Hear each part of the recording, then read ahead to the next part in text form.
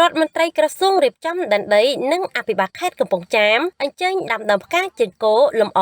អមសងខាងផ្លូវជាតិលេខ 7 ស្គនក្រុងកំពង់ចាមខេត្តកំពង់ចាមអាដាមសៃសំអាលអបនាយករដ្ឋមន្ត្រីក្រសួងរៀបចំដែនដីនគររូបនីយកម្មនិងសំណង់និងអាដាមអុនចន្ទាអភិបាលនៃគណៈអភិបាលខេត្តកំពង់ចាមនាព្រឹកថ្ងៃទី 28 ខែធ្នូឆ្នាំ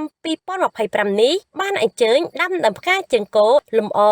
អមសងខាងផ្លូវជាតិលេខ 7 ស្គនក្រុងកំពង់ចាមក្រោមការចូលរួមផ្ទះមួយខ្នងដើមឈើមួយដើមគួររំលឹកថាដោយមានការចូលរួមពីអាជ្ញាធរមូលដ្ឋាននិងបងប្អូនប្រជាពលរដ្ឋក្នុងអំឡុងខែកញ្ញាឆ្នាំ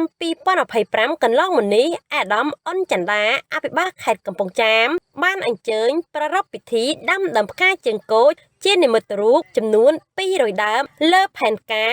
15,000 ដើមដែលត្រូវបានធ្វើការដាំដុះជាបន្តបន្ទាប់ដើម្បីលើកកម្ពស់សោភ័ណភាពនៅតាមបណ្ដាទ្រូងផ្លូវជាតិលេខ 7 និងលម្អ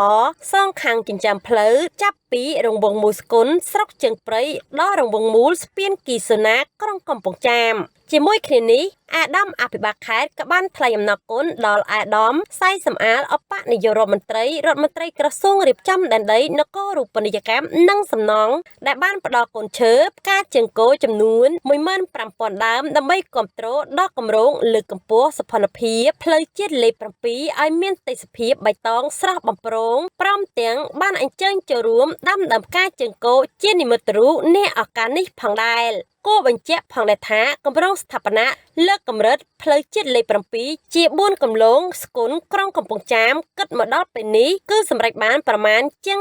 70% ហើយដោយរំពឹងថានឹងរួចរាល់នៅក្នុងឆ្នាំ 2026 ឆាប់ៗខាងមុខនេះ